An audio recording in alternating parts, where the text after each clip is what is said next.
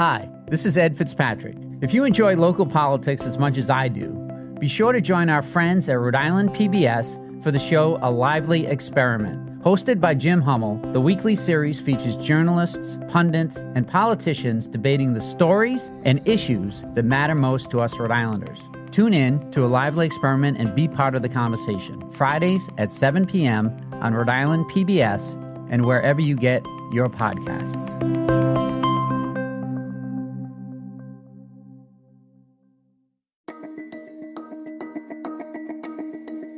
From the Boston Globe, this is Rhode Island Report. I'm Ed Fitzpatrick.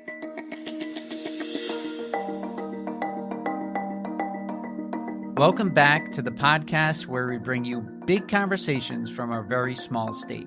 Today, we're going back to an iconic news story that took place on a beach in Portsmouth. Channel 12's Sean Daly reported on a couple that said they saw a sea monster in an epic video that's known as Mother Ocean. It's a story you'll see only here on Eyewitness News. The couple spoke exclusively with our Sean Daly. Sean joins us now with their amazing ordeal. Now, Frog and Toad, a Providence gift store, has immortalized that story with a new t-shirt and poster. We have Sean Daly and Asher Schofield, co-owner of Frog and Toad, here in the studio to talk about this piece of Rhode Island lore. Welcome, Sean and Asher. Thank you so much for having us, Ed. Really delighted to be here. Terrific to be here. To start with, Asher, for listeners who might not know, you own the most Rhode Island store in Rhode Island. You've sold holiday ornaments with Benny Stores and the Washington Bridge. So tell us, why are you now selling a t-shirt with images of a news segment that first aired 18 years ago? Well, Ed, I'd have to start probably when I first saw this, which was like 15 years ago, maybe. We haven't heard of anything quite like this around here before. Imagine swimming mindlessly in the late afternoon sun when all of a sudden, out of nowhere, a huge, horrifying creature rocks your world. At that point, it was just enshrined in the archives of YouTube. And I think, a friend of mine brought it to my attention.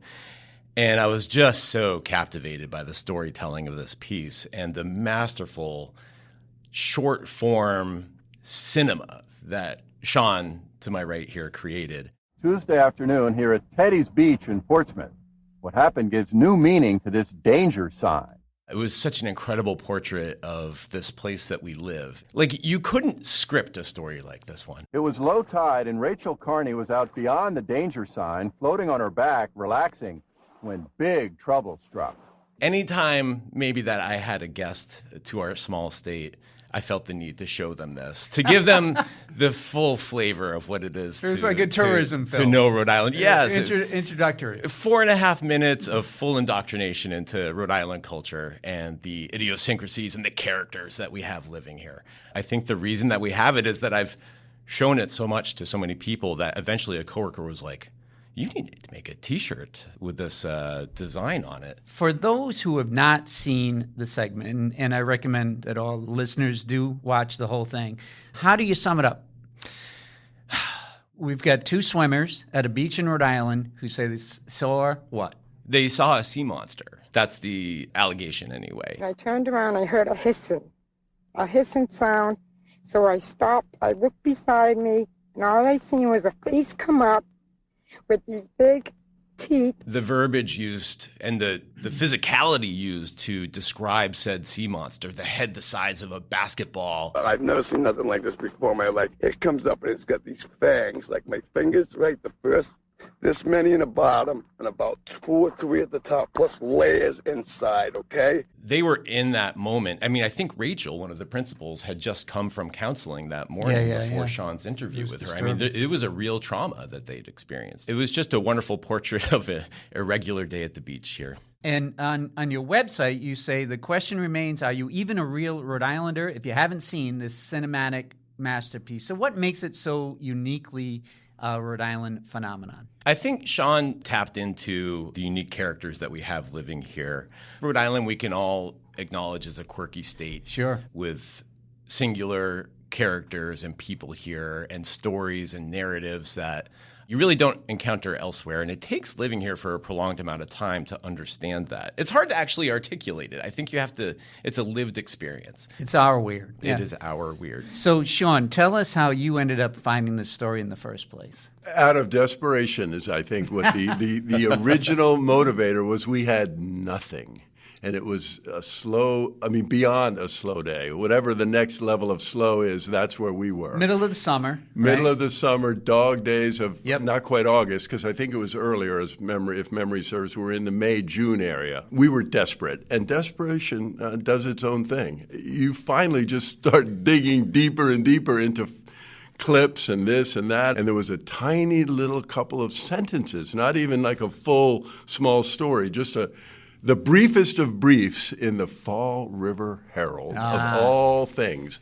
And finally it was like, hey, I don't have any real idea of what I'm going to get here, but we've got nothing. What's the harm in just getting in the car? My whole jam, most of my career was just go. So that served me quite well on this particular day, because here we are now. It was 02, by the way. We can come back to that, not 07. That's been inaccurately reported for many, many years, and I didn't bother correcting it until I thought to myself this morning in the shower, actually, this would be the time where I would correct it all right. to get it That's back. That's important. 2002. Yeah, it is. It's important in this way as well. When you hear the why, I know it, it's definitive, because it was a day off of the Buddy Cianci corruption trial. And just randomly, the court, for whatever reason, we've all covered the courts. The courts just have quirky schedules. So this random day popped up, and what are we going to do with Sean? And Sean saw this tiny little clip in the Fall River Herald, and the rest, as they say, is on tape. That's amazing. So the episode centers on this Fall River couple, but it's at a beach in Rhode Island, right? Where was it? That's correct. It's in Portsmouth, Rhode Island, a place called, which I had not known and had been here a long time, and shame on me, but it's a specific beach called Teddy's Beach. These aren't big waves that you could surf, but it's salt water. Yeah. And it's connected to the ocean. The two swimmers, Rachel and Dennis, said they saw a sea monster, and you did call environmental officials to ask them about the sighting. State environmental agents checked out the scene today and found nothing, so the best guess comes from marine experts we checked with. They figure it may have been some sort of a tropical fish that migrated here with a warm Gulf current. What do you think was out there on the water that day? All these years later, Ed, I don't know. And those are the three most powerful words that I've had to come to accept about my career on multiple stories. You just have to be able to agree with yourself that you can't find out everything. Mm-hmm. And I probably will go to the grave not knowing the answer to your question. Yeah. And at the end, you conclude the segment by saying, Mother, Mother Ocean. We're live, Sean Daly, Eyewitness News. Is that from the Jimmy Buffett song? It is, and that came out of my mouth in that moment. Oh, that wasn't scripted? That was unscripted, No. And it's a point of weird pride that borderline plagiarism. Normally, I would have credited it if I had been thinking the way I normally think, as the great songwriter Jimmy Buffett says, right? But it was just so off the top of my head, and it just fits so well. Yes, it that does. I just didn't attribute it. Are you a big Jimmy Buffett guy? I am a lifelong, and all three of our children are, and brothers and sisters. That it's like when explains we've it. just come back from a big family vacation, and there he was again, because he's a journalism major. I don't know if you did know that. Oh, I did not know that, no. Jimmy Buffett is rooted in our profession. So, yeah. That's what I thought. This was a great Rhode Island story. It was just a story, and it just came to me that the Mother Ocean I hadn't gotten that far. I literally, sometimes on the back end of the story, I said, I'll just wing it. And I've always been fascinated by the part where Joey Malo is still washing blood off his leg 2 days later. The group thinks the creature was attracted to blood from a nasty injury to Joey Malo's leg. Joey was out in the water, as he is right now, cleaning his leg. Joey, how much blood was there? I bled for an hour and a half, and it just wouldn't stop. So tell us more about Joey Malo. I never did figure out exactly why 2 days later he felt the need to do that. I think that was his own sort of medicinal, like, hey, how can it hurt? It's salt water. It's salt water. We all sort of think of salt water as the balm that does all sorts of magic tricks. And so there he was, and my guy shot it, and we put it on. I think in some ways you could overanalyze this because we weren't, this was not deep thinking. Yeah. This was a day where you already knew, like 12 seconds in, as soon as you arrived and you were with these people, okay, this is gold. This is going to work out really well. Oh, didn't they want to do the interview at their apartment or something like that? They did at first, and I disabused them of that notion rather quickly. There was no way we would have gotten what we got had we stayed in that Fall River apartment. We'll have more with Sean and Asher after a quick break. When you want to go beyond the headlines, let me recommend Rhode Island PBS Weekly. Rhode Island PBS Weekly is an award-winning news magazine broadcast that gives you the full story, powered by investigative journalism and narrative storytelling. New episodes of Rhode Island PBS Weekly drop Sundays at 7:30 p.m. on Rhode Island PBS. Watch past episodes at ripbs.org/weekly. That's ripbs.org/weekly.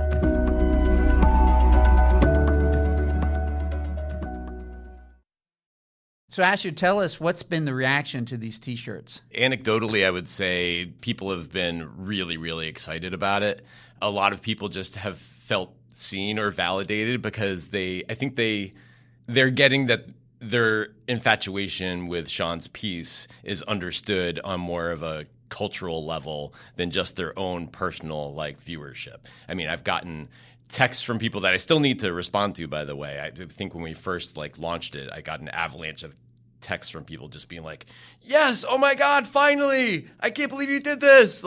So many people have just been celebrating the fact that this has been made. Asher, do you have any questions for Sean? Well, first of all, I just want to say thank you to Sean for providing us with incredible journalism over his many decades of service here in Rhode Island. It has just been such a treat and a treasure to have been able to follow your career and hear your storytelling. So thank you for that. Well, I love the poster, by the way, so really good work. And I right away I thought, I have to find out who did this and thank this person. And now I'm sitting next to you. Well, you're most welcome. It was a real privilege to get to work on that.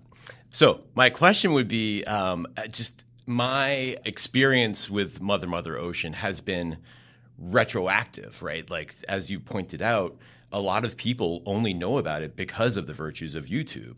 So what was the reaction on the ground with the network, with viewers at that time? Were you able to get that kind of feedback in the day and days following that this was broadcast? Were there any people questioning your judgment in calling this story news when it's almost a comedy, but it's brilliant? So what was the reaction of people on the ground there? Well, there's a lot of questions in that one question, but I'm going to try to get to the lucky break of all of it. And that is that sometimes when something goes wrong, that can turn out to be something going right. And by that, I mean this. The truck broke down that day, so we couldn't do the story the way we normally do out at the scene. I don't know if you remember, the actual me on camera part is in the studio back at Catamore Boulevard at Channel 12. But by dint of the technical problem, we got an audience of TV people gathering around as I'm screening the tape in these small little edit booths that are really only meant for 2 people at most. It just took on a life of its own right at the moment of entrance.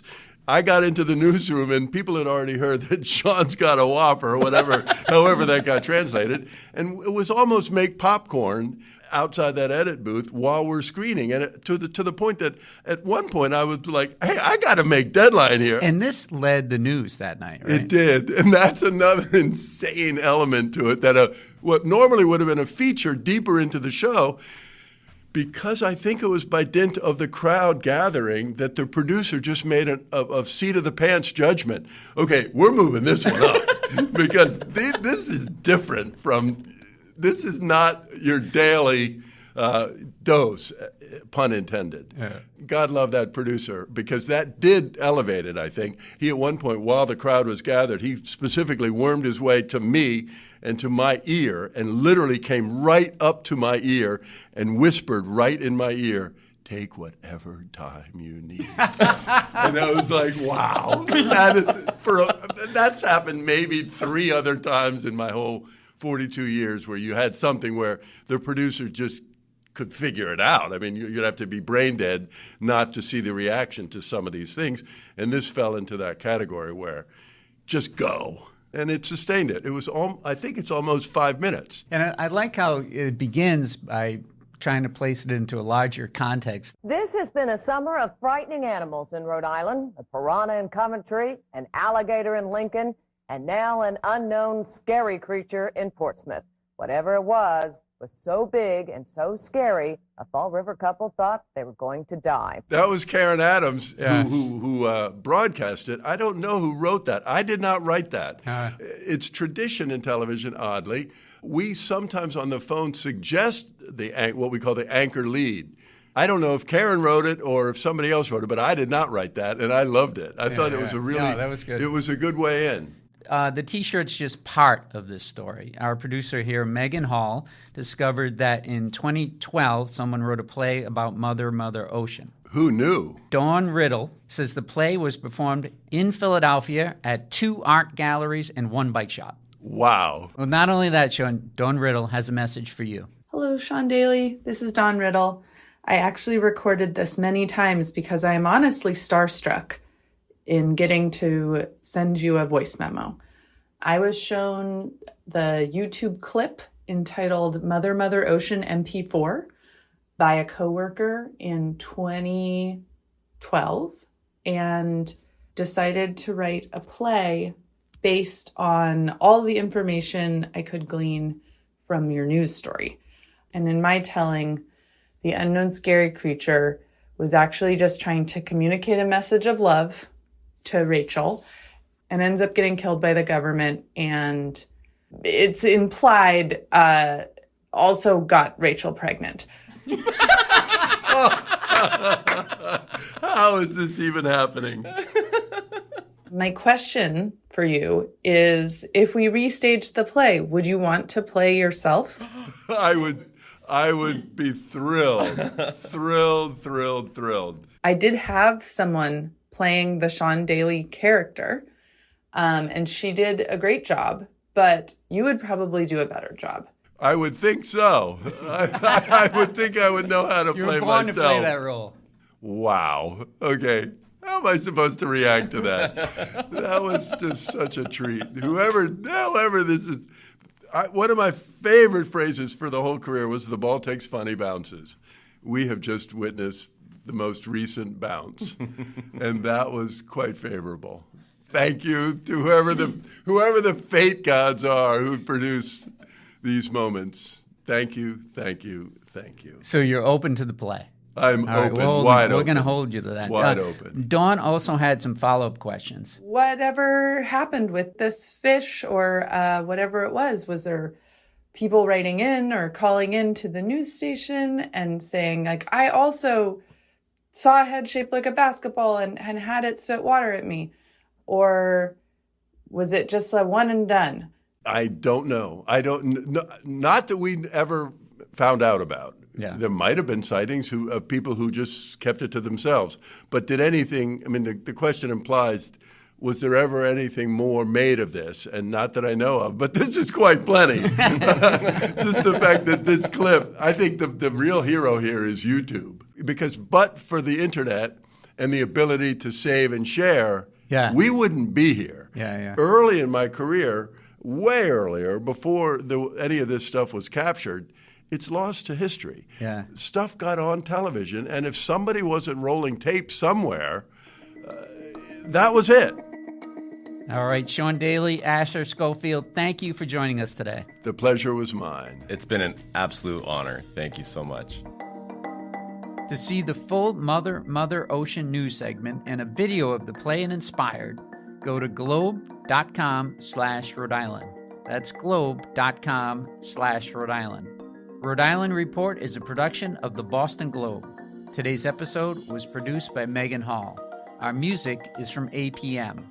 Be sure to follow us on Apple, Spotify, or wherever you listen.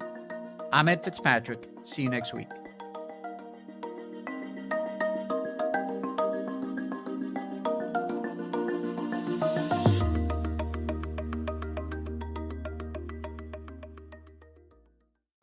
Looking to binge watch all your favorite PBS shows? You need Rhode Island PBS Passport, Masterpiece, Antiques Roadshow, Rhode Island PBS Weekly, and many more. Watch them all, anytime, and from any streaming device. Learn more about this member benefit at ripbs.org/passport. That's ripbs.org/passport.